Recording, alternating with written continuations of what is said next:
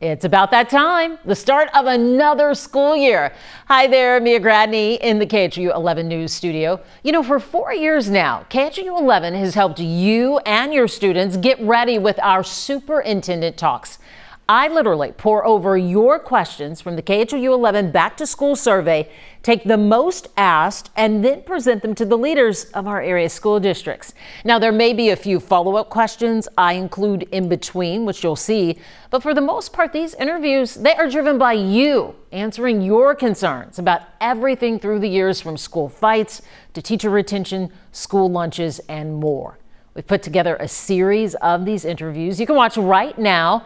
And here's the thing, we're already working on this year's series of Superintendent Talks, but you still have time to take part in the Back to School survey. Yes, while you sit and watch these interviews and you reflect on what's being said, be sure to take this year's survey. Make your voice heard. Simply text the word school to 713-526-1111 and we'll text you back with the link. You can also get it by scanning the QR code right there on your screen. Now, once in the survey, ask away. We're here to help you get answers in an effort to make it the best school year yet. Just another reminder, KHOU is your education station. Greetings, Superintendent Nelson. Hello, how are you? Thank you for coming, Mia. Yes, thank you for having us and joining us for another Superintendent Talk this year as well. Can't believe it's already a new school year. The time goes by so fast, especially during the summer. Yes, it's a busy time for us. It is, it is. Well, the KHOU 11 News team conducted a back to school survey.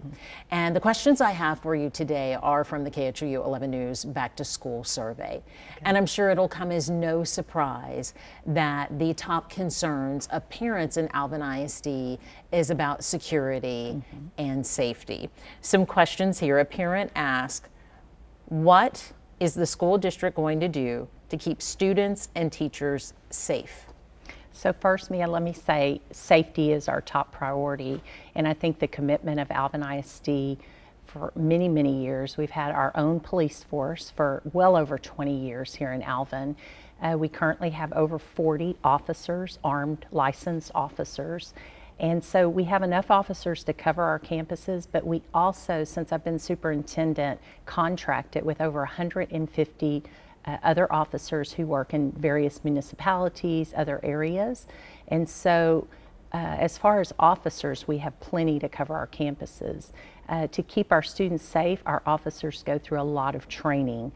During the summertime, that's what they spend their time doing, training for active shooters, doing crash training, something called CPI training, which is known to the educational world, but our officers are very well trained. We also have security vestibles in all of our schools, and there's a lot of things parents don't see that we can't discuss because that would compromise our security. Yes, that may pertain to this next question. What type of security enhancements have been made to prevent entry? So prior to the state mandating these different security measures, Alvin ISD started to retrofit our existing campuses with the security vestibules. But with our new construction, we have what we call the next generation security vestibule, and you witnessed that as you came in to Harvey Junior High this morning. There's an additional entryway to where there's a window now that parents must check in. We also have doorbells on most of our schools where all the doors are locked around the school. We check them daily. We have police officers that go around and check them, but also our staff is really good about checking the doors and making sure that they're locked at all times. During the summertime and throughout the school year, they check are each door functioning properly, and if not, immediately a work order is put in and it is addressed within just an hour or so. Our maintenance and operations department, as well as our director of safety and security, do an excellent job to make sure our schools are safe. Was Alvin ISD a part of the state audit to test doors locked or unlocked? Yes, so they came monthly to Alvin ISD and checked, and we passed our, with flying colors. But in addition to that, we had an external audit this year by Edwards Risk Management, and our board will be briefed upon that audit at our next board meeting tomorrow evening, actually. But I can say that we had a clean audit and no findings. I want to circle back to officers because we had another parent who had a question about it. Will there be better surveillance and officers around schools? Do you have enough officers at every campus? Yes, so like I said, we have 40 officers, trained officers, armed officers that we employ in Alvin ISD. That's above and beyond what's required, and we continue to add more. But in addition to that, we have our 150 contract officers that will pick up different jobs each day for us and help cover. And then we have our municipalities who we have great working relationships with, and sometimes we'll call on them simply to help out, and they do, and vice versa. We help them out as well. With the officers that you have on staff and also with the contract officers, does that mean you have an officer at every campus, including the elementary school level? So we do. Each day there's an armed officer that is on the campuses. And so as you know, with any profession, if somebody calls in sick, that's when we rely heavily on our contract officers. And then we have contract officers who are parents, and so they'll pick up their child's school every day if there's an opening. And so that makes it very nice, a great partnership. Give parents an idea of what type of surveillance and watch is taking place on the campuses. So I can tell you we do have cameras on each campus, and they are monitored continually. So there's that surveillance. Of course, we always say if you see something, say something. And so our staff does a good job. If someone is in the parking lot and we're monitoring the parking lots and they see something, then immediately an officer will go out and address and ask the person perhaps sitting in their car, can I help you? What are you here for? Those types of things. But so I feel like we have really good surveillance at each one of our schools. We've done extensive reporting about fighting on campuses. This is for various different school districts. We have a parent who asks, how should my student best protect him or herself from fighting? Well, I would hope first they wouldn't get involved in the fight. I hope they would step away and ask for adult help, which staff is on duty during passing periods, during cafeteria time. We have adults on campus that can help the students. So I would advise this student to seek help from one of their teachers, instructors on campus if they need to prevent something.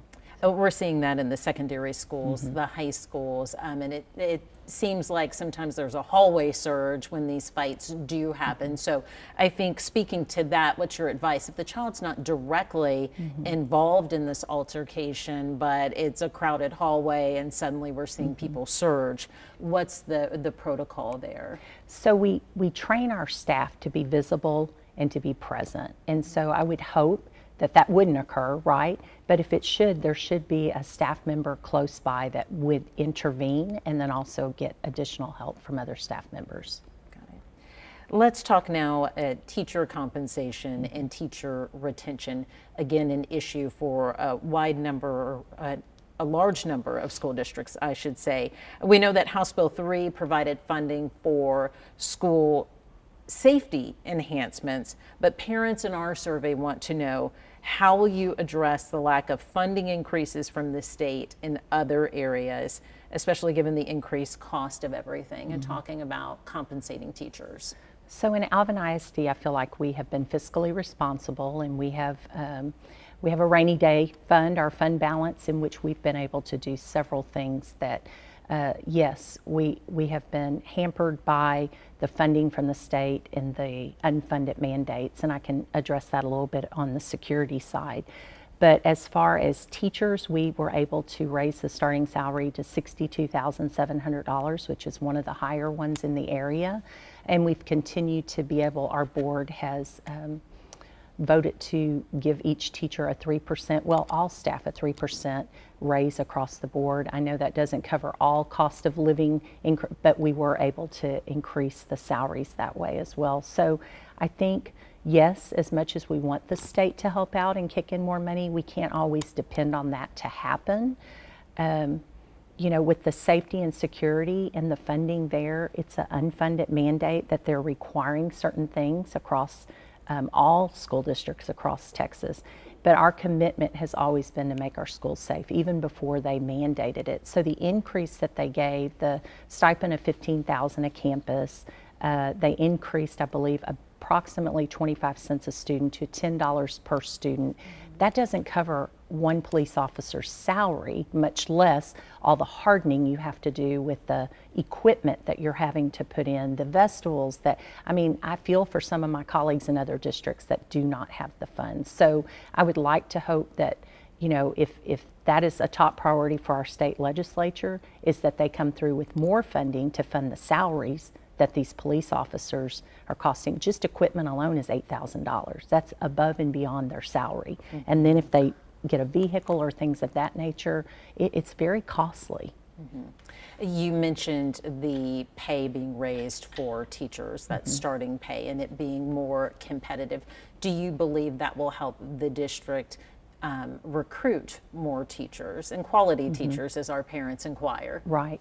I believe it will. We currently have 7 openings, and we're very proud of only 7 openings. Our staff, our HR staff, our hiring staff, our principals across the district have worked all summer long to get high quality teachers in place. I'm happy to say it's 1 in elementary school we have an opening, and the other 6 are in the secondary school. So we're very pleased with that. Retention is very important to us, creating that environment for our staff. But also, I think community needs to throw their support behind teachers, and we need to get off of social media and quit criticizing our teachers each day. Come see what they do. We welcome our parents to come in and volunteer. We have certain programs that they can come in, our mentoring programs. We have booster clubs, parent organizations, and the parents that do, they see what teachers do and our staff does on a daily basis. And I really do think that, you know, our teachers are our heroes, and prior to COVID, they were our heroes, and then something went south with everyone wants to criticize and be quick to criticize, not just teachers, but everyone in general. So I think everyone needs to get on board to support our schools. How much is the difference between the communication that you see on social media versus the in-person contact-to-contact communication? So I think contact-to-contact communication, face-to-face, is the best. I know Ms. Rives, our Executive Director of Communications, a lot of times will pick up the phone and call a parent after they've posted something online that maybe not be accurate or it's out of context. And once she gets on the phone with them, she's like, they're the nicest people, they understand, they just didn't have the, you know, complete understanding, and it turns out well. Now, are we going to be able to give everybody the answer they want? Not always. Because of the rules and the safety and the things we've had to put in place, sometimes parents don't feel as welcome as they once did when they have to come up and knock on the door to come in. But we do still want parents in our schools. We still want them volunteering. We just have to go through the process to get the background checks and make sure that they're safe on our campuses. How challenging is it dealing with that outside communication on social media? Well, it is challenging, and a lot of people can hide behind a screen and say whatever they want, be it true or false narrative, and then we wonder why our kids are acting out sometimes. It's because they're seeing the adults in their lives act out and how they handle things when they don't agree. So we need to work hard to be good role models for our students and set the right example. Let's talk laptops and computers. A parent wrote to us that despite having multiple fundraisers, there are never enough computers for all kids. Teachers use computers too much for lessons. This also brings us to another parent who has concerns and believes there's not enough school electronic devices for students, yet there's an abundance of lessons that require such tools. Does the district have enough digital resources for students? So we feel like we do, and the state mandated that we have computers for testing for the STAR test, and of course we started that a year before the requirement starts. So purchasing equipment is not the issue. It's servicing it, keeping it up to date, keeping it in use. And so each campus has an abundance of electronics. It's just we don't have them where the kids take them home each day, which we tried that back in junior high several years ago, and we found that that was not fiscally responsible because they disappeared or they broke or things of that nature. So yes, if a parent is struggling with their student not having access, we definitely can work with that parent to make sure the student has the resources to do their lessons.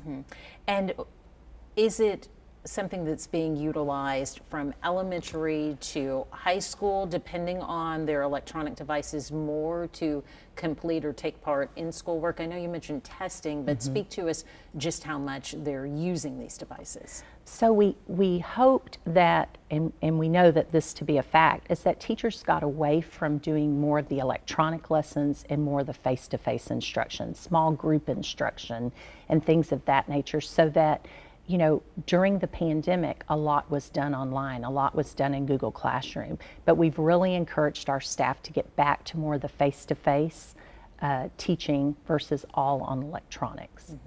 So maybe perhaps they would have assignments that are digital or notes, kind of what type of curriculum, if you have any idea? So Google Classroom is what we use. So several teachers do put assignments in there, and then students have to be able to access those. We've done surveys in the past of who hasn't had a device and who at home, so that we make sure that we are able to support that child to get their work done. So I think if a parent is concerned or there's been an issue, they just need to reach out to their campus, and then we will work with them. The teacher directly, would you recommend, if they're having a challenge, having a digital device in their home? Correct. We have a lot of resources and donations that come through the district that we could help with assisting with that. From enough computers to enough buses now.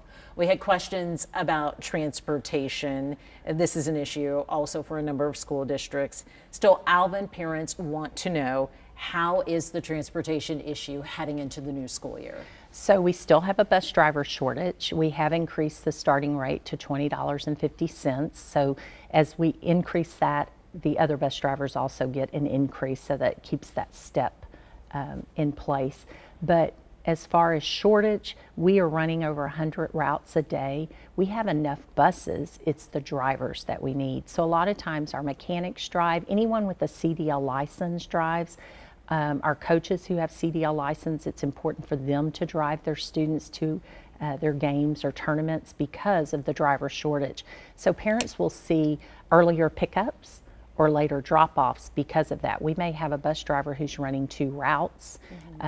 It's just the challenges right now with the work shortages out there in all fields.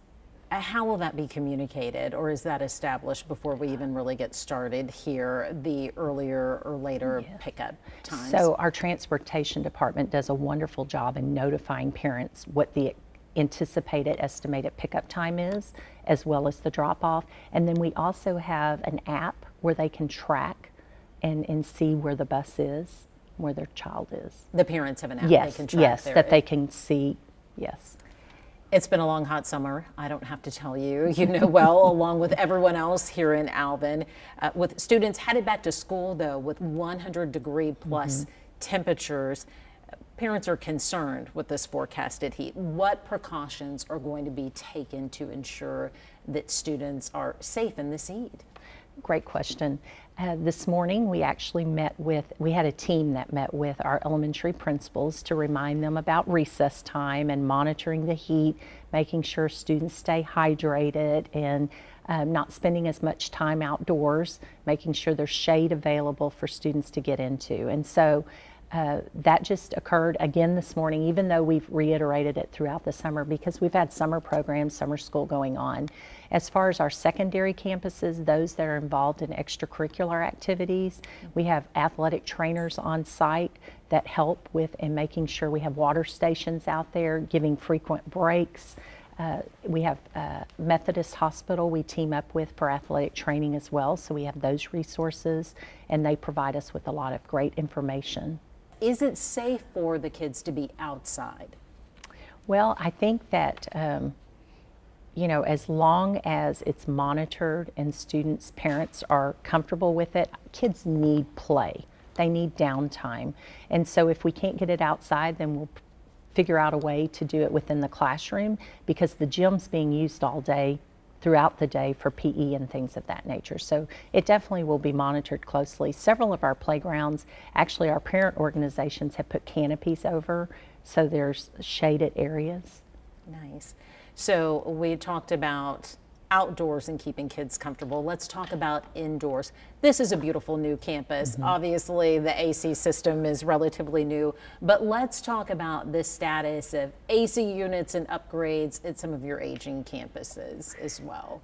So we have done a remarkable job, our operations department, maintenance and operations, with upkeeping you know, maintenance on our facilities as well as our AC units, heating units. This summer, I believe we had one go down at one of our schools, and immediately we have great relationships with our AC companies. They brought out some temporary AC units. Of course, the school wasn't filled with children at that time, but we'll have backup plans in case something like that happens. It's hard to learn if you're not comfortable, right? Right, right. Hard to work as well on the staff right. side too.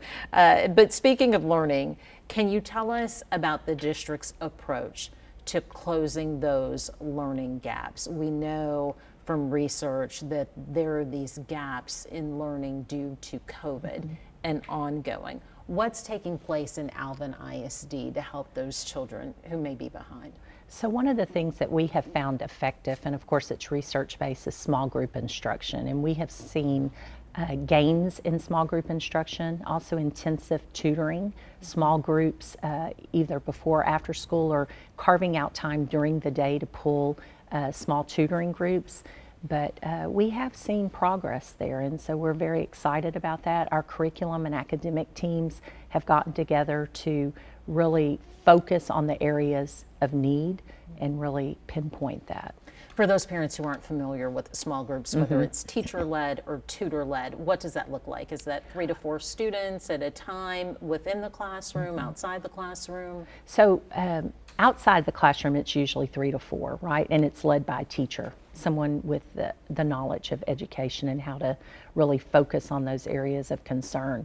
Within the classroom, it could be 5 students. It just depends on if they're covering a certain area, who needs that small group instruction. And to keep adding here, another parent's comment, they shared their 8th grader, had math teachers quit halfway through the school year, 2 years in a row. Is there a plan in place to help children in these unforeseen circumstances? So in the past, when we've had that occur, we've had like an instructional coach who's usually a specialist in that area, or curriculum coordinator work with who might fill those shoes and really teach side by sides to make sure that they get really quality instruction during that time. I see. Let's talk about another issue that appears to be on the rise, various school districts, vaping. What is going on in Alvin ISD with trying to curb vaping? So we have, we led, I think, last year in testing our, when there is vaping, we test it to see what it is the student is vaping. Of course, parents are notified. Students are put into ISS and or alternative placement depending on what's in the vape. And so we will continue to aggressively address that with the support of parents. If students are getting the okay at home, and we have had a parent or two say, well, what's wrong with it? It's not hurting. It's not allowed in schools, period. I mean, e-cigarettes are not allowed, vaping's not allowed, THC's not allowed, so don't even bring it. And so we just have to work together with the parents, and each student is different. Are students being educated? Is that a part of the code of conduct, so to speak? Yes, so last year we brought in assembly, we brought in a guest speaker who talked about the impact of what vaping does, and we're hoping again to bring them back and maybe start with even a little bit younger age to try to make a difference prior to them getting addicted. I know you said safety is the top priority. What's the biggest challenge in Alvin ISD? Social media, for students, and I think about that as a safety thing as well. If parents want to do one thing, monitor what your students see on social media. We have no control over that. If you think about how many students have a smartphone and what they have access to, and then think about what you subscribe to at home, if it's Netflix, Hulu, whatever it may be, what access does your child now have? I think about growing up myself, and we were in bed by 9 o'clock. Primetime TV came on, and they didn't say or show things until after the kids were in bed. That's why they called it primetime. But now our kids have access all day long, all summer long, to things that if their parents knew, they wouldn't allow it. And so I think that's a challenge for educators now, is that the access they have to so many things out there that are not age appropriate. And are they bringing that into school? Are they watching it at school? Make the correlation there. I understand overall, right. But how does that make it difficult within the school district, within the classroom? So they're not watching Netflix and Hulu or anything like that, but on their smartphones. And last year we did implement that cell phones were not allowed during instructional time. Each campus slightly varied on if they allowed it at lunch or not, you know, for students to be able to check their emails or do whatever it may be. Now, if a teacher wants them to use it for instructional purposes, they may. But during instructional time, cell phones are not allowed. But we have no control when the child goes to the restroom, what they're looking at, before or after school, what they're looking at. And so, yes, that can become a challenge. We do not like to have to take a phone up, but if a teacher or someone has directed them to put it up because it's being distractive, then we do have to take the phone up. Does that contribute to bullying issues, fighting it between students, what's going on with their phones and their social media as well, that you don't have control over? I would hope that it wouldn't, but I can tell you I think it does, because when we have seen a fight or something, it's usually started outside of the school. It's something somebody sent me last night and they're upset about it, and then they let it escalate, versus getting an adult or a teacher or someone involved. A lot of times parents aren't aware of it. And so we know, having, you know, been with adolescents, that a lot of times they don't include their parents when there's a struggle or when there's a challenge, and that's why our counselors are so important. But not just counselors, the teachers in the classroom sometimes can really help talk through some things with students or refer them to counseling. That's who they spend so much time with, Right. after all. Right. Right, and they know them the best.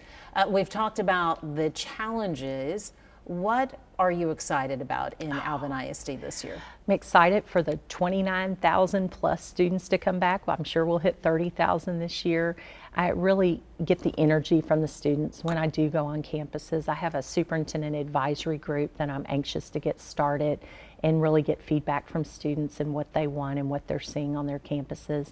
Of course, our staff, it's always great to interact with them and see their excitement. And we're opening a new elementary school this year, Nichols Mock, out off of 288 South, and then also this wonderful renovated Harvey Junior High School that's over 40 years old, has been renovated, so aging facility, but it's upgraded now for our staff. So very exciting things happening in Alvin ISD, and can't wait to get everyone back.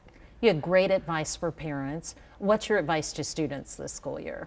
Oh, be kind to one another, be nice, look out for one another, be a friend, engage in everything that you can get involved in things. I think when students are connected, they're more successful. So, you know, if parents need help getting students connected to something, reach out to your school. There's lots of activities, clubs, things that really for students to get involved in. We have great fine arts programs, great athletic programs, but beyond that, clubs. And start your own club. All you need is somebody to sponsor you, and a lot of times we get those started in different high schools, and so we're excited. And yeah, just be a kid. You know, you grow up way too fast. Just be a kid and enjoy and really take advantage of the opportunities that are there, both academically as well as extracurricular. That's great. I know with involvement. Parents are always like, oh my goodness, that means I've got to provide extra transportation perhaps outside of school buses and everything. Is there help there? What's your advice to parents who are like, you know, I'm struggling just to keep up with getting them to and from school, but they would like to see them involved more? I think reaching out to that school and then working out, a lot of times there's carpools that are available, or, you know, activities where students can be involved without having to necessarily stay for long hours. I know parents are working, a lot of them. So just reaching out to whatever it is that they want to do and then letting us help them achieve that. Dr. Henry, we're talking about the new school year, which will be your final year in education. Remind me of how long you've been in it and how long you've been here. Well, this is my 42nd year in education. It's my 13th year, actually. I started my 13th year here in Cy-Fair ISD, and 33 of those will have been as a superintendent, so the majority of my career has been as a superintendent. Explain to me how Cy-Fair ISD specifically has changed since you arrived to now, as far as growth specifically. You know, growth, we've grown about 11 or 12,000 students, which for us, we can handle that, that level of growth. So we've grown quite a bit. We've become a much more diverse school district. We've moved much further west with our growth. So the district is 186 square miles, primarily rooftops. We have lots of great businesses and faith-based groups, but we're mostly rooftops, so lots of kids. And the future will no doubt include more schools, more people, yes, more money needing to be spent. Absolutely. We think we may need one more high school sometime in the next decade, and then there'll be probably a middle school and a couple of elementary schools to service that high school. So still some growth to go. I read something once that Cy-Fair may eventually overtake HISD as the largest district in the area. Maybe decades down the road as people move out, perhaps, of Houston. Yeah, you perhaps. See that it could, but we're about 85% built out, so I don't know that we'll ever surpass HISD or Dallas ISD. The next big growth spurt, I think, on the west side of town is going to be Waller ISD. Waller has double the land we have, so they could be massive here in 20, 30 years. What is the biggest challenge in 2023 for a school district in Texas? Well, for us currently, it's two things. Number one, funding. The state has not provided adequate funding to meet the mandates that they require, nor have they kept up with inflation. Looking ahead at retirement, has it given you more freedom to express your opinion on that? Well, I've never been real shy about expressing my opinion. Certainly the state has not done their constitutional duty in providing for free public education for the children of this state. We're still hopeful. Luckily for the state, they've got plenty of cash, so I'm hoping that they'll, in October when they have a special session, that they'll invest some of that back into public education. Because at the same time you have a lot of mandates that are coming down and requirements regarding safety and other things. Absolutely. Just one of the requirements is to have an officer at every campus, and we estimate in order to fulfill that it would cost us $9 million. We already spend in excess of $42 million just in safety and security every year in Cy-Fair ISD. And you know, I look back when I started my career, you talk about changes. That kind of money was not part of the budget 30 years ago, but now it's a huge part of our budget. The community expects it. We want to provide it. We want to make sure our students and staff are safe, but the state does not fund it. So we did a back-to-school survey, as we do and as we have done in previous years. Cy-Fair respondents are the third most after HISD and I think Fort Bend ISD. So I'll ask one question on behalf of parent Amanda. How can we make sure that our children are safe in school? And obviously I've done stories on some of the measures you guys have implemented even before maybe they were required. Well, one of the things that I'm really proud of here in Cy-Fair ISD is, in all honesty, we're a decade ahead of the state. A lot of the things that were listed on the governor's safety and security list a couple of years ago, we had already implemented. We have the bullet-resistant glass. We have the security vestibules in the front of our campus. We have the emergency door prop alarms.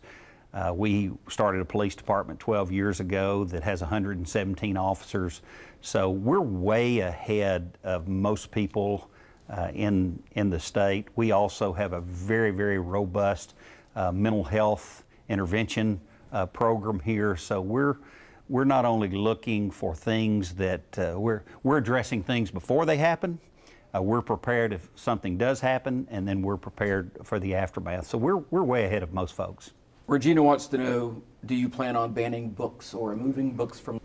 We have a district process that we're working on right now, and it will be in conjunction with the new state laws. So the state will help advise us moving forward of what kind of standards our books need to meet. But, you know, we believe in parent rights, but we believe in all parent rights.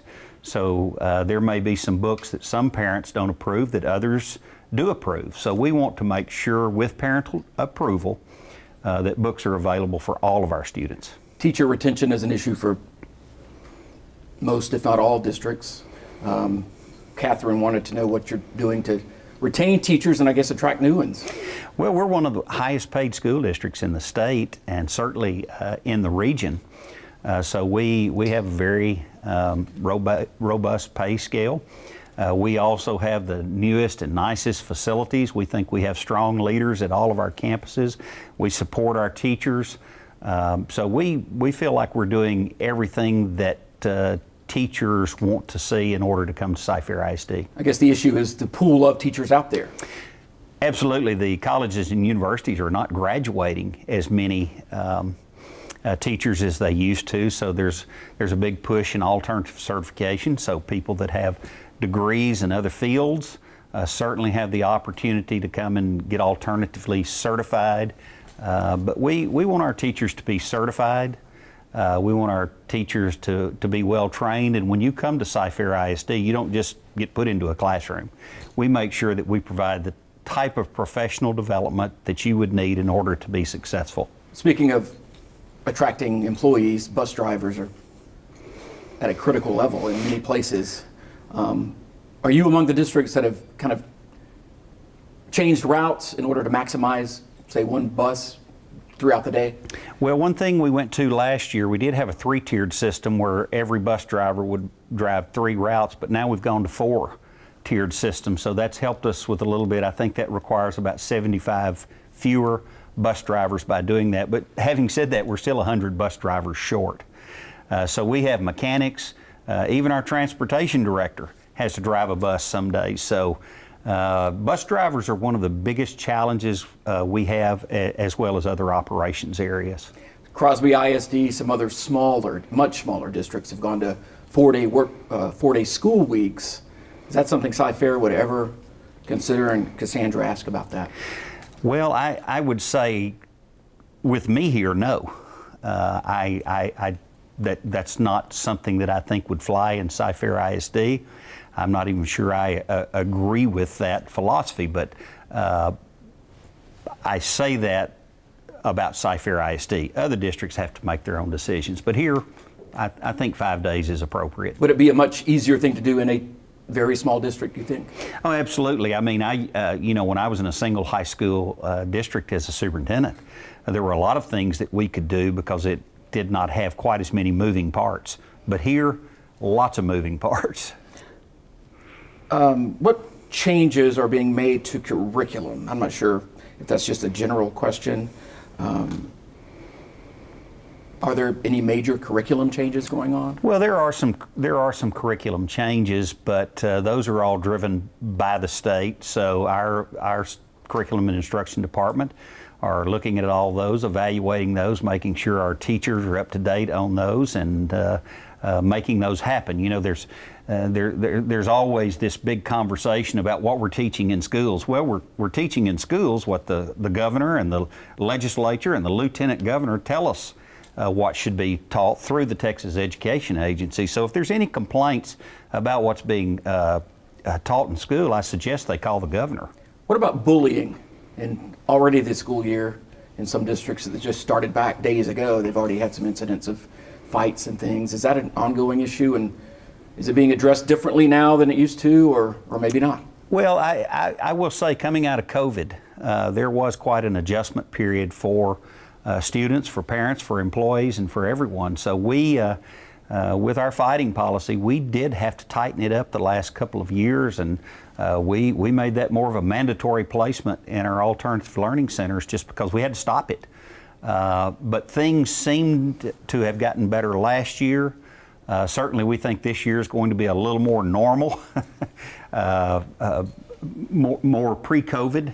But yes, we've had to address that, and then the state, in their wisdom, has passed this no vaping law, where we're required to send students to alternative learning centers if they're vaping. So I would appeal to parents.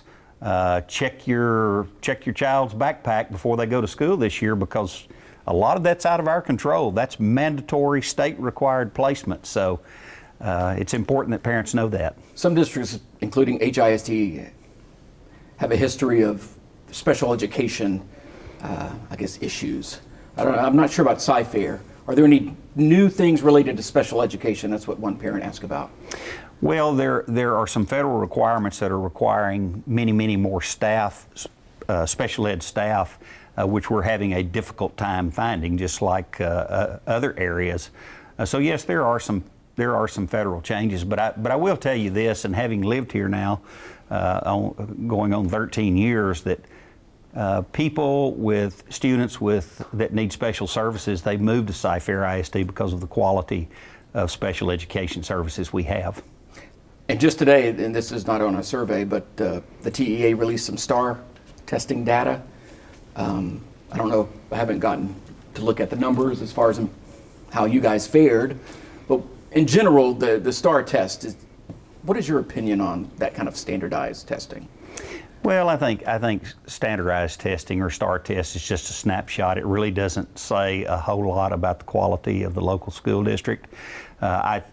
In all honesty, I think if you looked at the STAR test data and compared it to the level of poverty that you have in a school district, you would see a very close correlation. So I don't know that I mean, certainly we believe in accountability, we believe in testing, we believe that's important, but we try not to just preach about passing the STAR test. We are the largest A-rated school district in the state of Texas, and again, in TEA's wisdom, even though our test scores will probably be higher this year, our rating will probably go down, just like every other district across the state. And I don't know that that's tied to the push by our state leaders for vouchers, but I suspect it's all designed to make us look a little worse to move forward their political goals. Is that unfortunate? The reasoning, absolutely, it's unfortunate. I mean, if it were for some educational value or education reason, trying to make school districts better, I would be much more apt to go along with it. But I don't feel like it is. Are you personally worried about public education in Texas? I'm worried about society as a whole believing that all kids deserve a quality and equal opportunity to learn.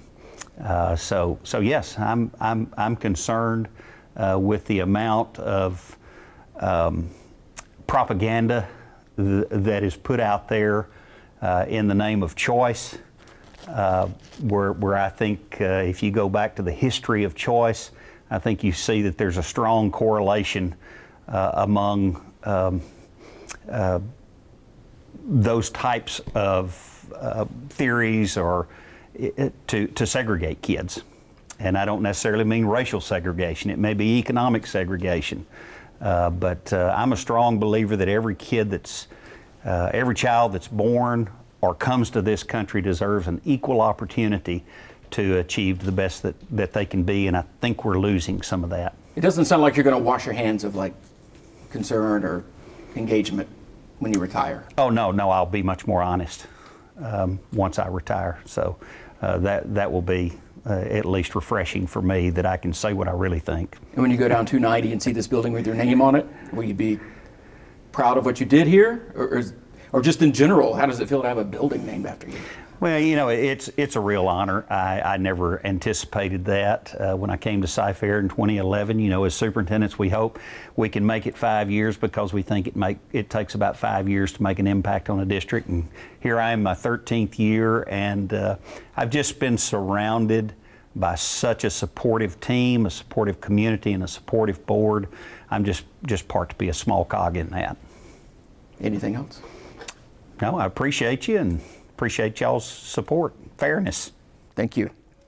All right, Superintendent Larry Berger with Pearland ISD. Good to be here with you again. Yeah, this time in person. I like it. Yes, yes, yes. And you guys are off and running in Pearland ISD. Yes, ma'am. First week of school. We started on Tuesday. We are on day 3. You know, day 1 was successful. We got everybody here safely, fed them, got them home safely. That is a successful first day in a superintendent life. Yeah, so far so good. Yes, ma'am. Very good. With quite a bit to go.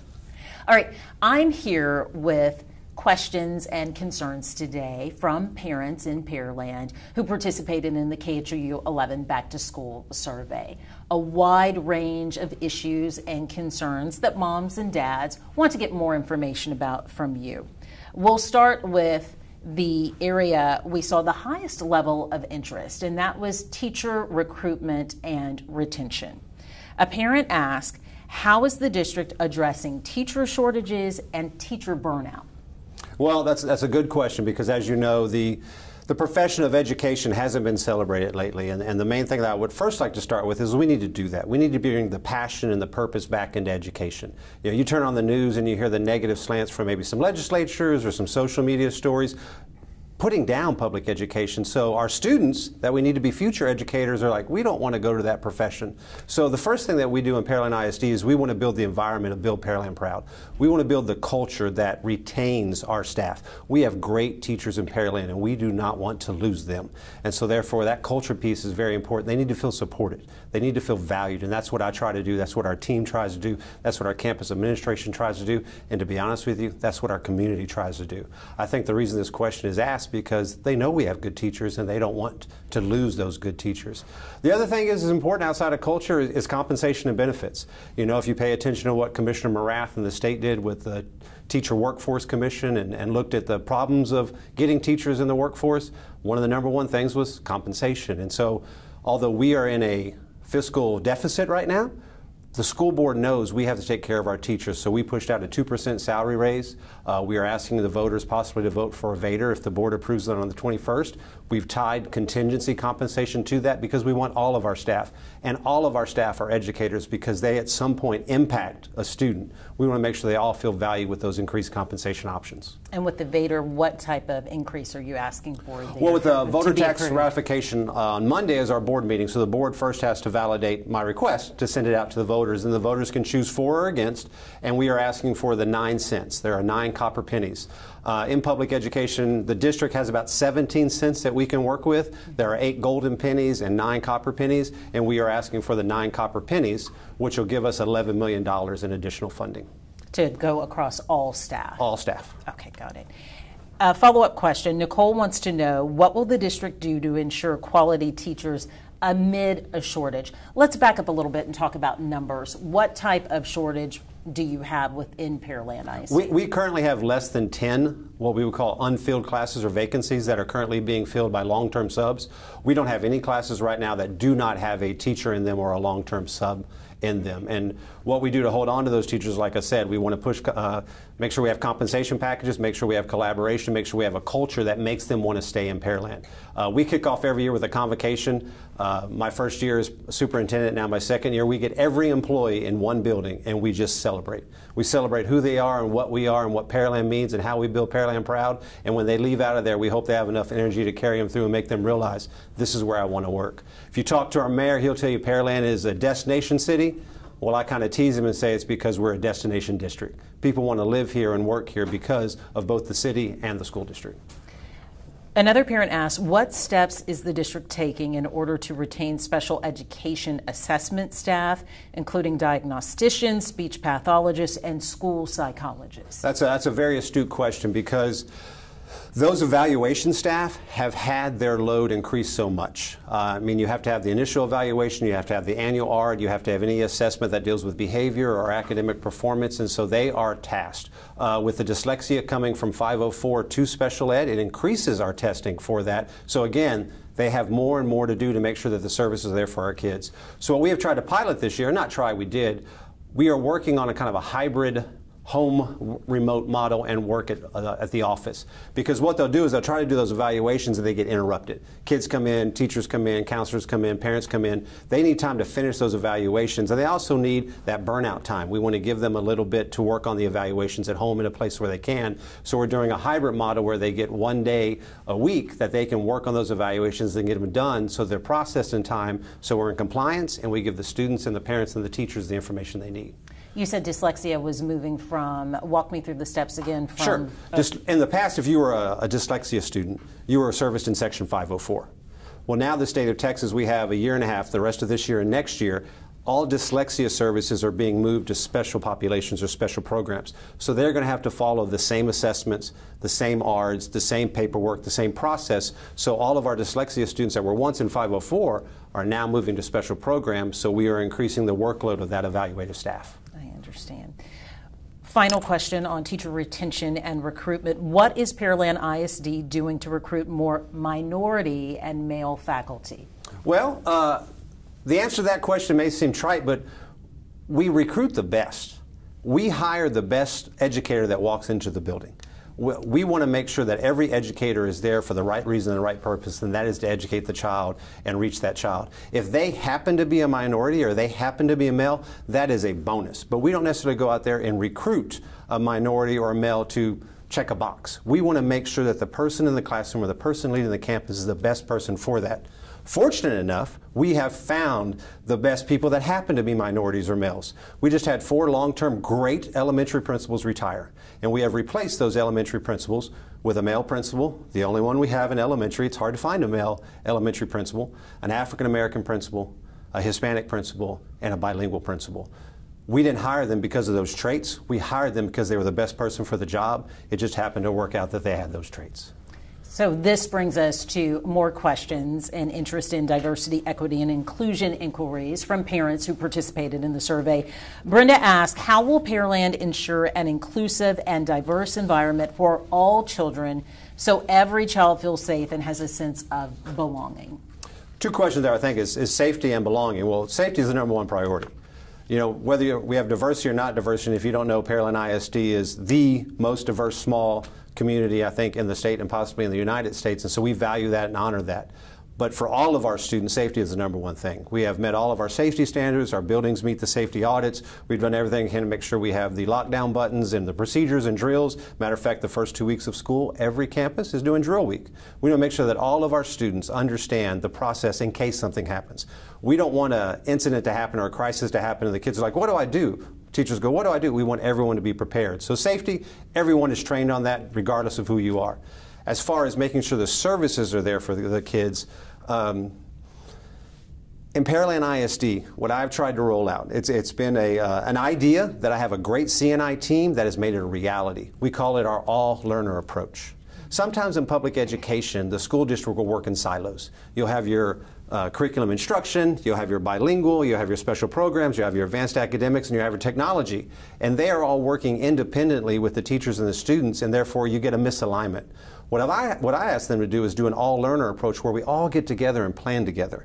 We have the same language, we have the same alignment, so when we present to the teacher, they are prepared to either motivate a student to achieve more than they can, make some advancement in their learning, or to bring up those students that may be struggling. That way there's no misalignment what's happening in the classroom. Everybody's supporting all learners at the same time. So we rolled that out this year, the first professional development. I introduced it to the staff. After the professional development, we get surveys, and the surveys were glowing. They're like, this is what we need. This is what we need to do to make sure that we are reaching every student in the classroom. A lot of new pilots and new ideas. Most definitely. We are rolling it out. It's my second year. First year I had to learn the job a little bit. And my second year we're making some changes, but people were very excited about these changes because it's what's best for kids. I think you'd be interested to know this because you mentioned earlier just how diverse Pearland ISD is. Out of all the school districts and looking at all of the survey participant questions, Pearland ISD had the most questions in regard to diversity, equity, and inclusion. Does that come as any surprise to you? No, because our community is about our community. They want to make sure that every individual student reaches what they need, whether they're in special programs or advanced academics or just your everyday run-of-the-mill kid like I was. We want to make sure every student gets what they need, so when they get to high school and through high school, if they want to go to university, they're prepared. If they want to go to career, they're prepared. We want to make sure every student is able to take care of the opportunity that presents itself. And so our parents want that for their kids, so it doesn't surprise me at all. A more specific question now in regards to meeting children's needs and representation. A parent asks, what is the district doing to make sure underrepresented kids are participating in advanced academics? Well, we just talked about change. We just had a long-term director of advanced academics retire, Ms. Margot Gigi. We appreciate her service. And we have a new gentleman that came in from Fort Bend, Dr. KHOU. And that is one of the initiatives that we're doing. We're looking at how are we assessing an advanced kid? How are we assessing a GT kid? Are our processes aligned with best practice?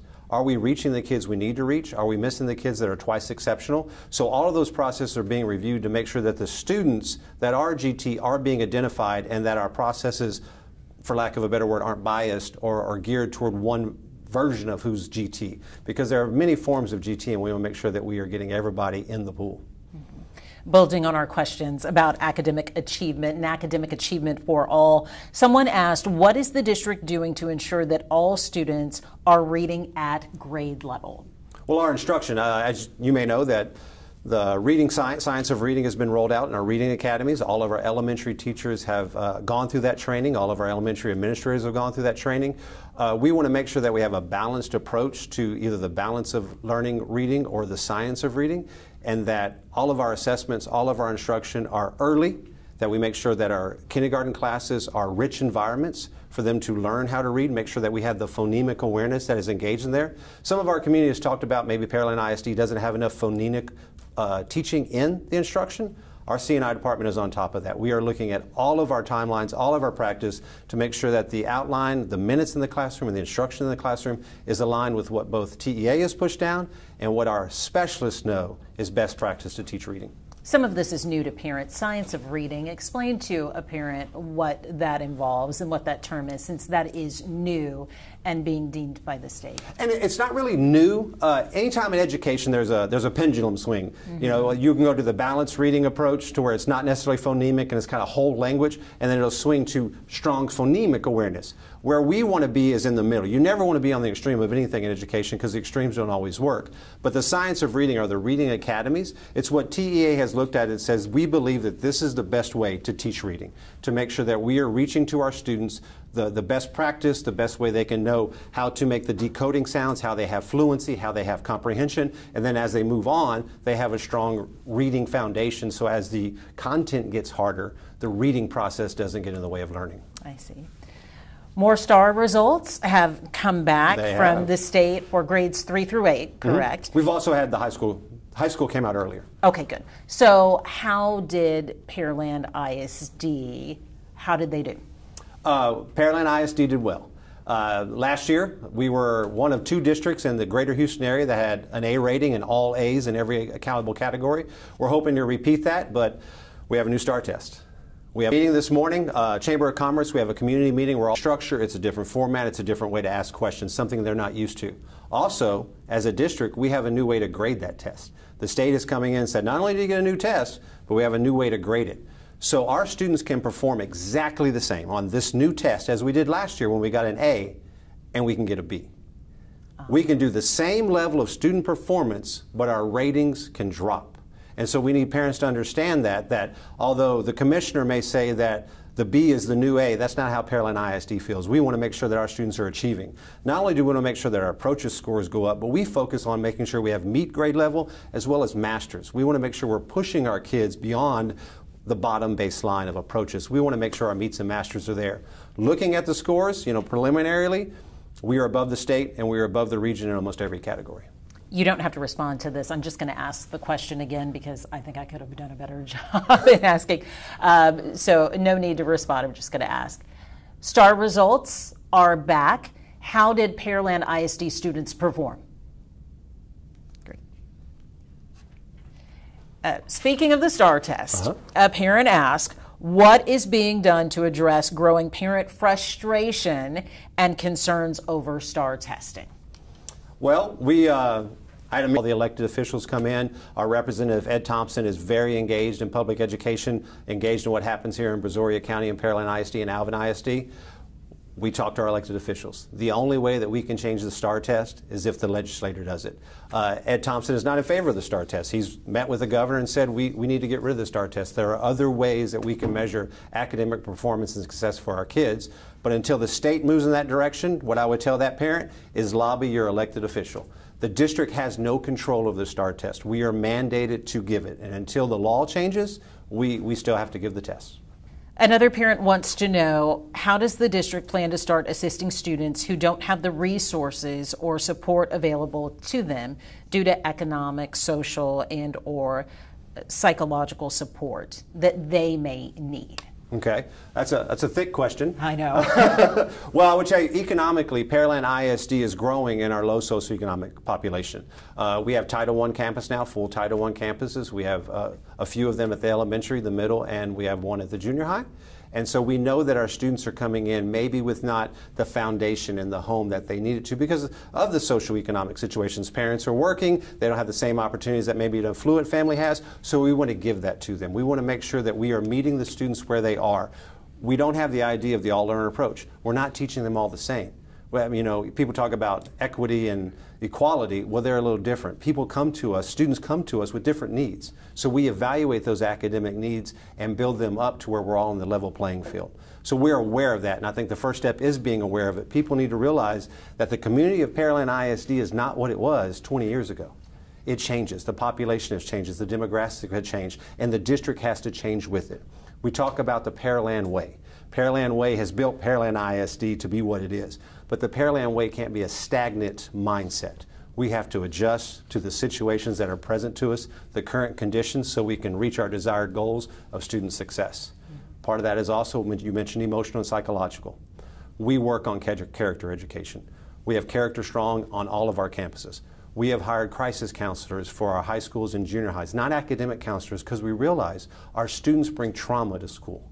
We don't know what's happening at home. We don't know what's happening in their life. We don't know what they're dealing with, whether it's personal issues with family, or there's bullying issues, or social media has just inundated them and taken them over. So we want to make sure that we are preparing them so they can learn. They have to feel safe and secure before they can learn math and reading. Yeah, it's that academic and that social emotional well-being that you have to strike a balance and we between. focus on both of those every day. I mean, every elementary campus, every morning, has a social emotional learning component to make sure that the students feel comfortable and safe. Every elementary campus talks about their 3 pillars: be safe, be respectful, be responsible. We are trying to teach the expectations of how to have resiliency, personal advocacy. If you're having a tough time, come talk to an adult. We're here to help you. Next subject, and this is a subject that I have approached every superintendent about because in every school district within the KHOU 11 Back to School survey, parents have been concerned about fighting on campuses. Let's talk about that, fighting and classroom safety. A parent from the survey wrote to us that at Pearland High School there are lots of fights going on between students. How is the administration team going to address this issue of fighting? Fighting is a social media issue. But first, let me tell you that last year, Pearland ISD, not Pearland High School, 23 campuses in Pearland ISD, there were 13 fights registered. We have to register every discipline infraction, what we call PEEMS. We have to report it to the state because when there's a fight, there's discipline. And if there's a discipline consequence that removes a student from their learning environment, we have to report that. If they get ISS or OSS or they go to DAEP or whatever happens. Last year, 13 fights district-wide. But what will happen? There are fights. We don't want any fights. And sometimes they're visually bad fights. And what happens in a fight in school? Every camera comes up. Every kid's got a camera and they're filming it and they're posting that on social media and it spreads. And so it paints a perception of It's out of control. There's nobody there. That quote, there are a lot of fights going on campus. Correct. They see that and they think there are. And sometimes we are tagged with fights that aren't even ours. There'll be fights on social media that are happening in other school districts that aren't ours, but it says, look what happened at Pearland ISD today or Pearland High School today. They're not all fights. That doesn't mean there aren't fights. That doesn't mean there aren't problems with discipline. There was a learning loss due to COVID. What people don't talk about is the behavior loss, the social loss. You have to realize these students lost structure. They weren't in school. They didn't have routines. We had 9th graders coming in that the last time they were on a campus, they were in the 7th grade. So when they come to school and back in, they don't know the expectations. They don't know what we expect of them, how to behave, how to do the right things, how to handle personal disagreements. You know, as a child, if you don't know how to talk things out or work things out, you're going to hit. Well, we don't want to do that. So what we are focusing on this year specifically, we've geared it up. Part of that all-learner approach deals with the social, emotional, and behavior component. We are focusing on empowering our campuses. Part of the discipline issue is, if you ask teachers, if one of the teachers asks a question, they'll tell you, I haven't felt supported. I don't feel like I have administrative support in my classroom. We don't want any teacher to ever say that. We want to make sure they are empowered. We want to set the tone. We want to make sure we have a fresh start mentality. We want to make sure they know relationships matter, and every day we work to be better. And so that's what we're trying to build, the culture before there's an issue. We want to create a successful environment to prevent the issue. Perhaps that speaks to this next question. Okay. I knew it was coming. I think you touched on some of these things already, but Elizabeth, she wants to know, what policies will you have in place to ensure students and staff are safe from violent and consistently disrespectful students in the classroom? Disrespectful students in the classroom. Disrespect is a difficult word, because what you may consider disrespect and what I consider disrespect are two different things, and so we have to worry about that. When you talk about the diversity of cultures that are coming into your school, we can't say everything is disrespectful, because what one person does due to their culture and another, you may deem as disrespectful. So the part of that is educating. What is disrespectful and what do we mean by that? Now, if we're talking about a kid coming to the classroom and having profane language with a teacher or disrupting the class, throwing stuff at kids, flipping desks, then we have to deal with that. And what gets mixed up here is administrators deal with that. They will pull the student out. They will address the student. They will call the parents. They will give a consequence. But what is, again, lost sometimes in the details is, what if that student is in special programs? What if that student has emotional disturbance issues or behavior issues that are identified medically, psychologically?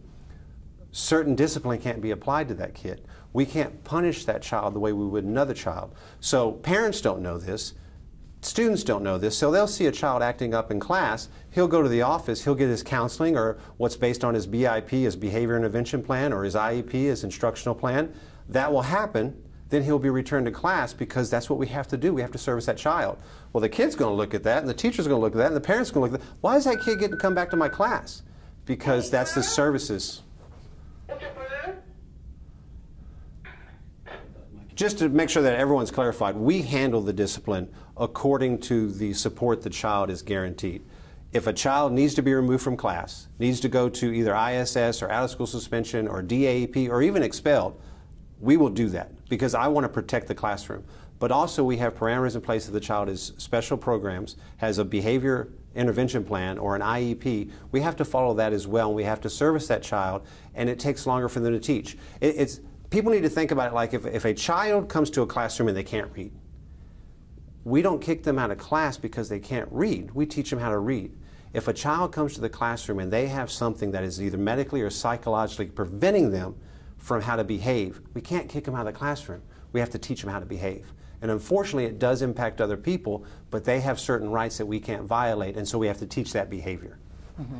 What about the other students, though? That's the difficulty of it. And that's what the parents say. The parents say, well, what about my kid? And I understand that. But if I punish that child not aligned with their BIP, not aligned with the federal guidelines that are mandated to us, then I get sued as a district.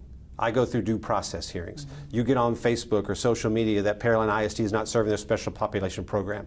So we have to come to a middle of that, because one student shouldn't violate the rights of all the other students, but we also have to protect that individual's rights. So we're kind of stuck sometimes, and we do the best we can. You know, if we have to clear a room often, then we have behavior support specialists in the district. That's what they're hired for. They're hired to come to the classroom and work with that child and work with that teacher and work with the classroom. How best can we make sure learning is not impacted by this one student? It's not perfect. It's a dance, and we do the best we can. But I want parents and I want teachers and I want students to know, If you misbehave in class, if you interrupt instruction, you're going to be removed, and we're going to take care of it one way or the other. We're going to teach you how to behave, or we're going to give you a consequence that'll prevent that behavior. It sounds like, too, this speaks back to some of those tenets that you were talking about at each campus, right? It's almost like educating students on there are people with indifferences or people who might function differently and respond differently, and how do we respond to that as a community as Right, because well. the only thing, what we try to teach our students and our staff is the only thing you can control is how you respond to somebody. I can't control how you behave. I can't control how you act, but I can control how I respond to you. And that's part of that responsibility. That's part of that respect. That's part of that safety. Let's talk transportation. All right. This is another issue that every parent and every school district is asked about. It's another area of concern, transportation. Do you have your CDL? Will you drive a bus if needed? Do Yes. you have a CDL? Seriously. I'm learning to get my CDL. It's a long process for me because I'm a bad driver, but I've just left, Director Keith Kopp of Transportation just left his office before I came here. In all seriousness. In all seriousness. You're working to get your Yes. CDL. He's printed out the handbook for me. He's got a special education bus that doesn't require a CDL. I said, I'll drive that one tomorrow. Do you need to drive a bus? What's the transportation issue like here in Pearland? I am happy to say, no, I do not need to drive a bus. For the last 2 years, our bus drivers have worked 12-hour shifts. We're on a 3-tiered system, so you have to do 3 tiers and your route's over. But we have been so short-handed that you have to do 6 tiers or maybe 9 tiers because the bus drivers aren't there. All of our mechanics were driving. All of our office staff was driving. Our director of transportation drove a route every day for the last 2 years. This year, we don't have that problem. Part of that is I can thank my school board. They took the recommendation of increasing bus driver pay to a minimum of $20 an hour. So you talk about retaining people and recruiting people, that helped it. Also, we did some culture building in the transportation. They were at 2 locations. We put them all under one roof, so it's kind of a one-family feel. And I think we are short 6 routes right now, but every bus driver is only driving their routes. No mechanics are driving. No office administration are driving. We got, what we do last call, we got last buses in yesterday by 5:20, which is right on time, because previously they might have been getting home at 7 o'clock. My goodness. And what time does the last school let out? Like middle school is usually the latest in the school day. Like what time? 3:55. 3:55. So you were telling me last year there were some kids who didn't get home until 7? Yes, ma'am. Because they would have to sit at the school until this driver finished their routes, and then they have to go back to the school and pick them up. Right now, we don't have that problem. Okay. That answers Beth's question, but I'm going to ask it on camera so I have it and I can attach it. Beth wants to know, has Pearland gotten a handle on the inconsistency of the buses? How will communication be improved this year about late buses? And I can speak to the communication piece. Last year, we implemented an app to help with the communication process. The rollout was a little bit spotty. Some of the follow-through either on our side or on the parent side wasn't consistent, and so we've perfected that a little bit. But with the number of employees that we have now driving buses, not having to double stack buses or triple stack buses, there should not be as many late announcements. So hopefully both the retainment and recruitment of employees and us having 1 year under our belt with that app, they won't have that problem anymore. All right. Seems like you've come with some type of solutions for bus transportation. Let's talk about bigger picture now. What is the biggest challenge ahead of Pearland ISD? Right now it's financial. The board has pushed out the budget, approved the budget. We are in an $11 million projected deficit. The state of Texas had $32 billion in extra fund. We were going to give teachers all of this compensation and money. We were going to increase the basic allotment, which, if people don't know, the basic allotment is how much money we get from the state per child. It hasn't risen since 2019. $6,160 is what we get per kid on average. Inflation has gone up how much? But we've got no more money to pay for what we are paying for, the costs that we have. Unfunded mandates have happened. House Bill 3 was pushed out. Safety is important. The legislator said safety was important, but they didn't put any money behind it. I'm now required to have an armed guard at every campus, and we're going to make that happen eventually. But it's an additional $3.5 million for me to make that happen. I'm already paying $1.3 million. The state gives us in a safety allotment $500,000. Do the math. We're in a deficit. We don't have enough money. So, like as I said, I'm asking the board to go out and approve a Vader for me. Let me go to the voters and ask them. I know times are tough. I know the inflation that we are facing is the same inflation that every household is facing. Property taxes, that's the third rail. You don't want to touch that. But what I'm asking is invest in your school community. If it's a school of choice, and we are the school of choice, and the city is a place of destination city, we are asking for 9 cents. And so if we can get that 9 cents, it can help stabilize us. It's not the only answer. We have technology issues that we have to roll out there. I mean, we have $20 million in technology, because what happens with technology, you got about a 5-year window and the technology is obsolete. So you went and spent $10 million, but in 5 years you got to do it again. We also have facility issues, and it's not the sexy things, you know. It's not like you're getting a new building or a new facade. It's infrastructure. It's the chillers. It's, you know, the boilers. Right. It's the roofs. And, you know, we put a roof on SAB, and when we first quoted it to when we were able to get it in construction, it doubled in price. And so those things, we're going to might have to come out and do some bonds for the technology and the facilities. So facilities, bond, technology, Vader, financial, because it all links back to what we talked about, teacher retention and recruitment. If I can't continue to compete in this job market, I'm going to begin to lose those quality teachers, those quality educators, those quality employees. We've covered so much ground here, and we've talked a lot about the challenges. We've talked a lot about progress. What are you most hopeful about as you look ahead to the 2023-2024 school year? Oh, man. What I am most excited just to be the superintendent of this district. If you ask me who I am, I will tell you I am the proud superintendent of Pearland ISD. At convocation, I explain to them, I say this not to brag on who I am, but to brag on everybody that's in front of me. Because when I stand in front of Pearland ISD, I see the dedication and work that they have for our students. I see what they do day in and day out. I watch their struggle and how they overcome it, and the difference they make in the life of a student. I was touring Dawson High School, just walking around, just being there. There was a student and a teacher that were there. She had her gold medal. She had a gold medal for scholastic art, and everybody was cheering because of what that teacher did for that student. Ms. Zutek, you're the greatest. But she's only one example of all of the educators that we have. We did a video for our maintenance and operations to highlight at convocation. Everybody applauded and cheered because the work they do when it's 100 degrees outside, they do it for the kids. I'll go tell them, hey, take a break. No, Mr. Berg, I gotta make this campus look good because the kids are coming. That's what I'm most excited about, that we keep that mentality and we continue to build Pearland proud. What's your advice to students this year? Funny you say that. I have something called Burger Time. It's a silly name. It's a game that was back in the 80s, and that's what we call it. And I did a speech to the students coming in. My advice to them is I'm excited to see you. I'm happy you're in the building, but you're part of our team. You're part of our district. If we want to build Pearland proud, you have to be prepared. You have to put in the work. You have to make sure that you are building positive relationships. You're making connections with people so they put you on the right path when you're in trouble, and you have that fresh start mindset. Not every day is going to be a great day. You're going to have a bad day. Learn the lesson from that day. Carry that lesson and knowledge forward, but leave that negativity behind. Let every day be a great day for you at the start, and it'll become contagious. Advice for parents now. Get engaged. Get involved. I did 8 superintendent parent forums last year. The opportunity for you to come talk to me, ask me any question you want to, and we'll talk about it just like we're doing now. If you have a concern, if you have a question, I'm here. I don't have all the solutions. I can't fix this by myself. The district can't fix this by myself. If parents aren't engaged and involved, even if you're unhappy with us, come tell us why you're unhappy.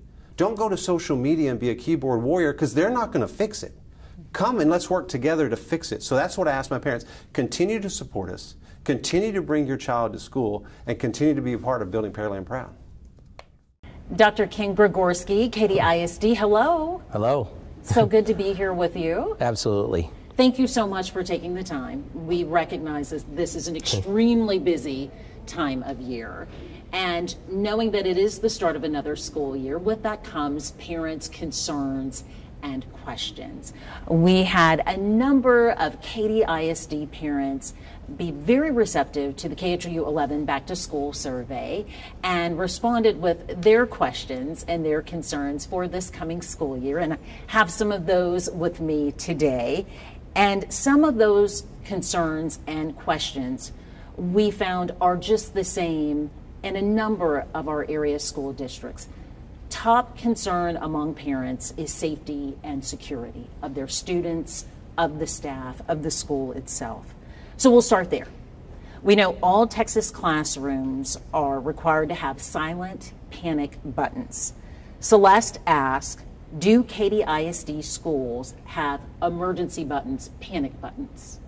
Yes, we do in all of our classrooms. And I'll say this, and we're very fortunate in KDISD that we've passed a lot of school bonds in the past that provide for safety and security. And we are already out in front of what some of these new mandates are, including the panic buttons or panic alarms or ways to call in immediately. So all of our classrooms have been outfitted with a feature that you can call in and make those calls for panic or emergency. And all of our staff, when they return, as they are back now, are receiving training on how those systems work. And a lot of those requirements you were saying you're ahead of, those are related to House Bill 3, I assume.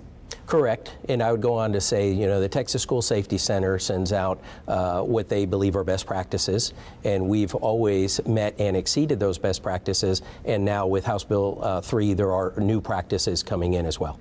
A follow-up question from Celeste and a number of other parents who also want to know about officers. They ask, will there be law enforcement at the school every day? Yes, for most of our schools. So we've got a system in place that places our police officers. We have our own police department in KDISD, and we have officers at our high school and junior highs for our secondaries. So we're in a process right now, based on House Bill 3, of moving towards getting the requirements in place for elementary. Mm-hmm. How many of those elementary campuses are without, I'll call it a permanent officer, meaning someone who reports to that specific campus every day?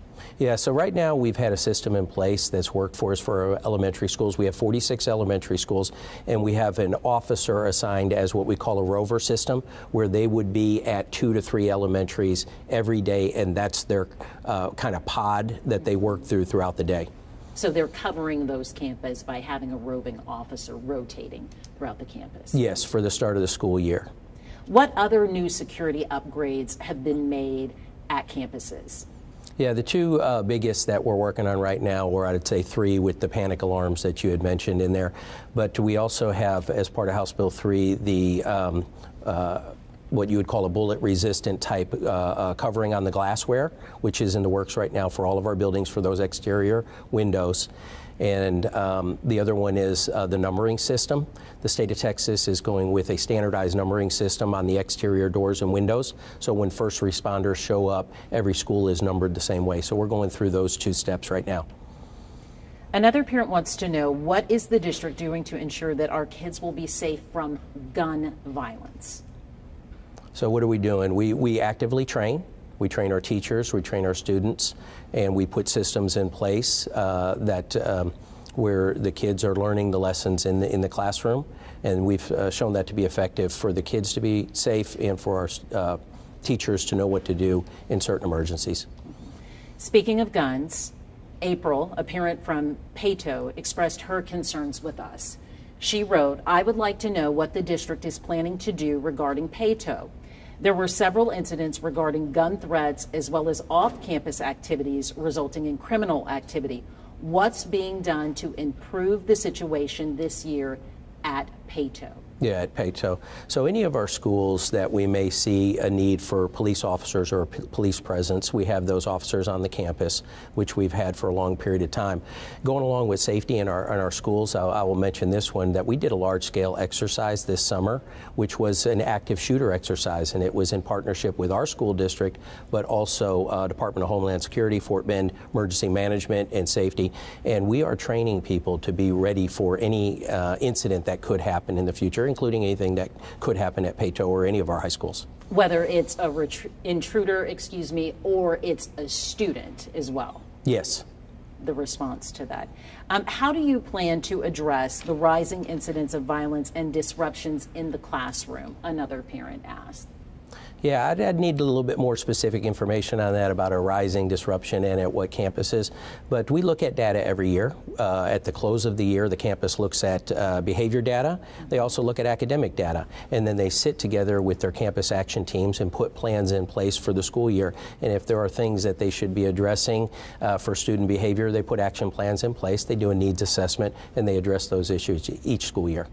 A number of districts and therefore a number of parents have been documenting and seeing fights on campus. How many fights between students were there last school year? Do you have any numbers for those? I don't have the number memorized on the actual figures of that, but tracking data over time, we're seeing from 2 years ago. Well, let me back up and start with, since the pandemic, we've seen a rise, like everybody else, in student behaviors coming out of that pandemic. A lot of it is mental health issues, things we're focusing on in the district. But we have seen, when it comes to something like fighting or that type of behavior that you mentioned there, that at the high school level, from 2 years ago to last year, we're seeing numbers trending down. But at the elementary level, we saw a little bit of an uptick. And I think that's getting your earliest learners back into school and understanding what goes on in school and trying to train them up in what we expect in KDISD. It's interesting because so many people we've talked to, when we talk about fights, they talk a lot about social media, but you bring up something very important in talking about mental health and the state of the mind that the students are in. Can you elaborate on that a little bit more?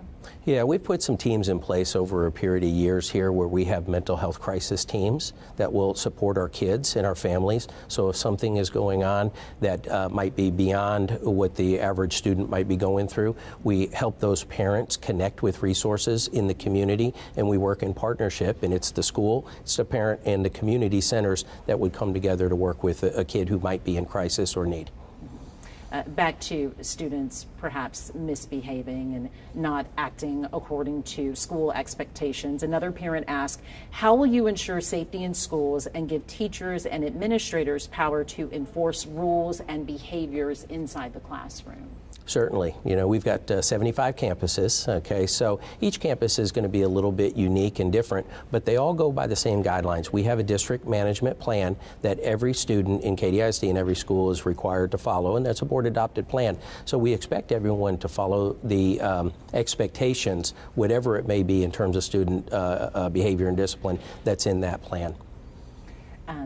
This is an issue we're seeing plenty of questions about, from the north side to the south side to our school districts out in the west, vaping.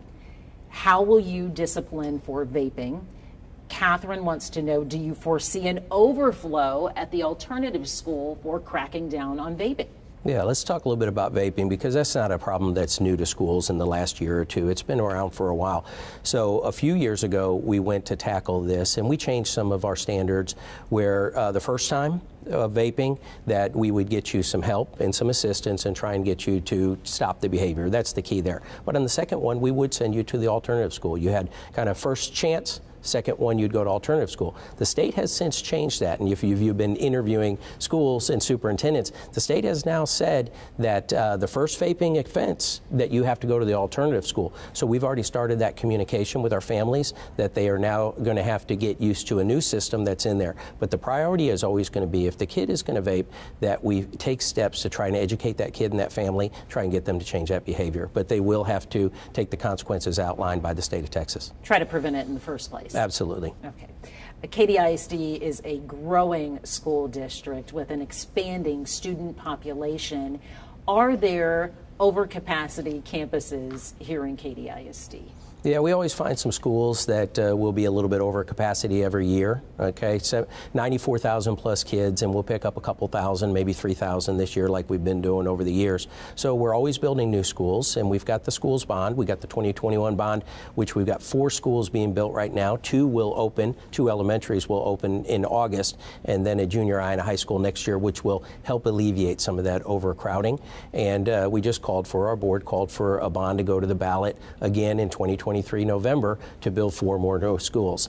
So we're 94,000 kids. By 2030, we'll be 100,000. Those kids need to go somewhere. And are you seeing this growth in certain areas of the school district specifically? Yeah, right now most of our growth is what we would call the northwest quadrant, so that's north of I-10 and west of 99. Are these schools over capacity because of the growth in those specific areas? I'd say yes, up in that area, and then opening the 2 elementaries is going to help the overcrowding in some of those schools.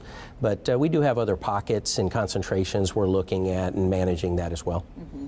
What's the best approach to alleviate an overcapacity school? Is it just to build another? Yeah, that certainly does help if you're going to continue to grow. So you have to get with your demographers and you have to watch this trend line. And is it going to continue to grow, or are you seeing fluctuations up and down? And you can manage it different ways, maybe with some portable buildings or temporary classrooms, or shifting some of that population or programs from one school to another. But when it comes to KDISD, the way it's growing like this, those minimal shifts don't really help. Building the new schools is really where we need to be. In the meantime, for students who are at overcapacity schools, we have a parent who asked, do you think it negatively impacts students being in a more populated school?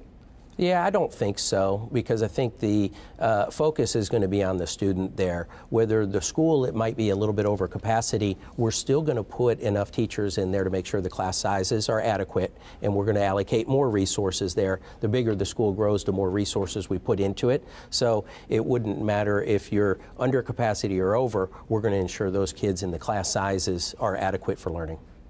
In every school district, parents have asked us and sought information about teachers.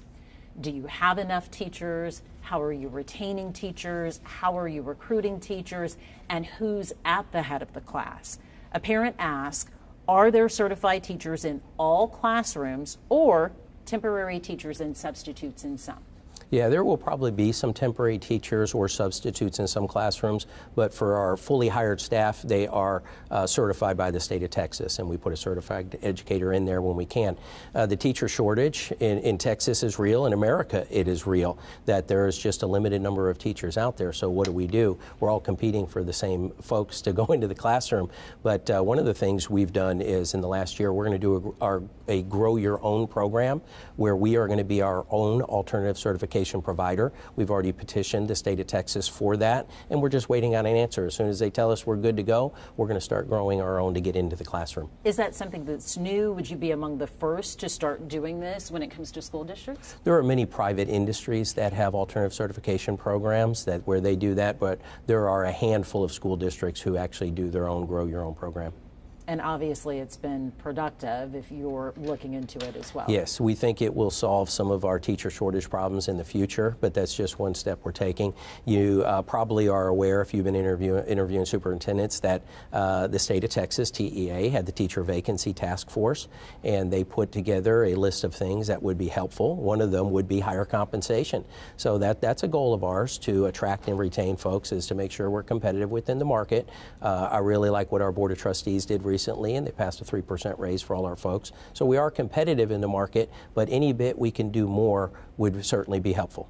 And you've got to rely on voters to do that as well, too, to find those funds, so to speak, to give, because it doesn't all come from the state. Right now, the state, if you've looked at what they're doing with their surplus, you know what I mean? And when they started the legislative session, they had a $33 billion surplus, and if you're familiar with the state's rainy day fund, yes, that's at its capacity. So there's enough money at the state, and the state just has not done that part of allocating it down to the schools. That would be a better way to phrase it. They haven't allocated yes, it to schools yet. Thank you for that. What is KDISD's long-term plan to remain competitive and to continue to attract the best of the best? You bet. We have to build a culture in KDISD that's inviting for folks, and that's something we focus on all the time here, that to attract folks, anybody can put out a competitive salary, you know what I mean, and everybody is pretty close in salary, but we want this to be a place that's inviting for folks and that they feel that they are making a difference for our kids and our families. So that's a big piece of what we do. The culture and climate is going to be a big focus for us this year. Let's talk books now. Yes. Another question and concern that came up in our survey from KDISD prohibiting certain books from its libraries, to pausing book purchases, to warehousing any books that have already been ordered. A parent asked, how will this affect students? Yeah, in the grand scheme of that, every school has a library right now, and we have adequate books, but we always order new books, and those books get shelved into the library as an addition to the collection. So there isn't any bit of a shortage of books that kids would walk into school on day one and not be able to access books into their library. Mm-hmm. Why not have an overview committee for the book review process, parents ask? Yeah, we have some committees and we have a policy that would take a look at books if there's an issue or a challenge to a book of something like that.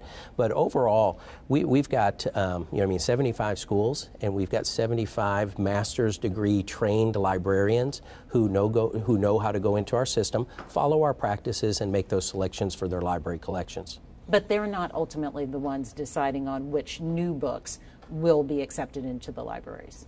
Yeah, so let's back up. So we had policies in places where the librarians would make those selections based upon current policy, but there have been changes in the law.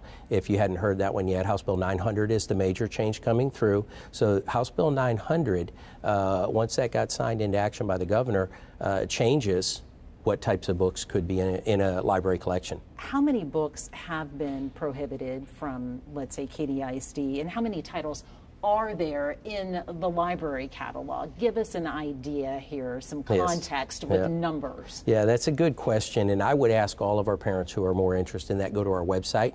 It's a Partner with Parent website, which has all of this information for which you're inquiring, including a number on there, and it escapes me as a number of what's in our collection and what has been removed from our shelves for, say, pervasive vulgarity, but it was less than, I think, 1/10 of 1%. Final question from a parent on books is warehousing books an effective use of time, resources, and personnel?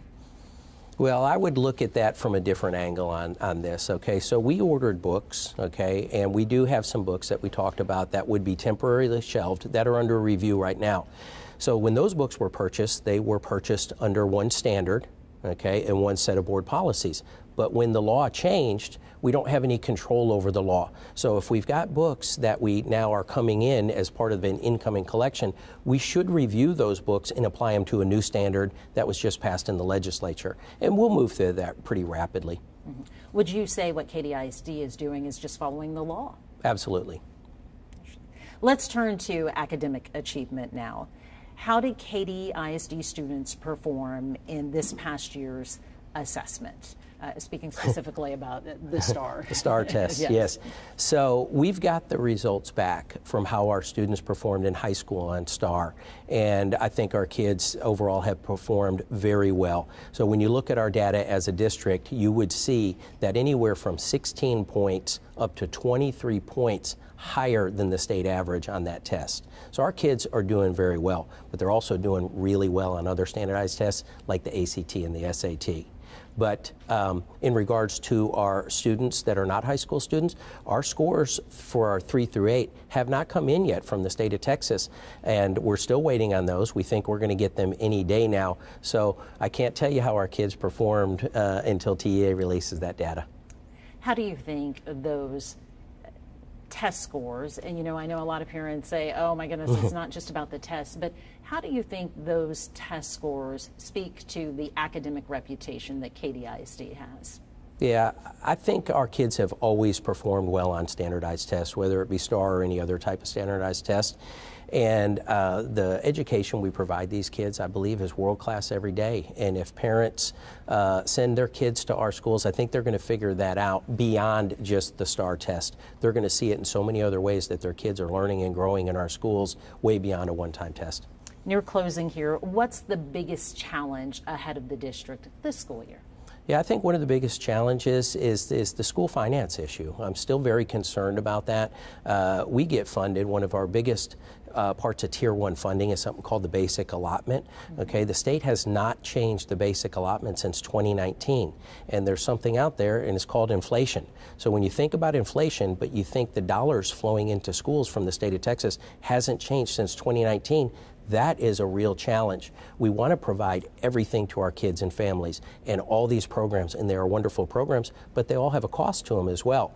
And if we can't keep up with inflation with the dollars that flow down from the state, it makes it a real challenge to keep on providing those opportunities for kids. How do you get movement there? How do we get movement there? What I would encourage, and I've been encouraging, is for our folks to talk to their legislature. Call your elected officials, email them, let them know that you're watching what's happening with public education, and are they willing to do that? They could reach out to the governor. They could ask the governor to call a special session on school finance and see what the state could do. You got to remember, the state is still sitting on a surplus of dollars that could help public education. We've talked about the biggest challenges. Let's talk about what are you excited about this year within the school district, and what gives you hope? Yeah, I think everything we do here, when I go visit the schools and I talk to the staff, and they're so excited to come back. For someone like me who, you know, I mean, I love public education. I've been doing it for over 30 years. I love the job I have. And when we open up school next week for our kids on Wednesday, and I'll be in the schools, and that's like Christmas for me. It's just so exciting to see kids coming into the schools. I'll go see our 2 newest schools open their doors for the first time, and you just see the smiles on those faces, and you see the teachers, and it's just going to be a fantastic year. What's your best advice for students this year? I would say best advice for students, just do everything you can do. Be part of it. Come in and embrace what we have to offer and enjoy school. It's just a fantastic place to be.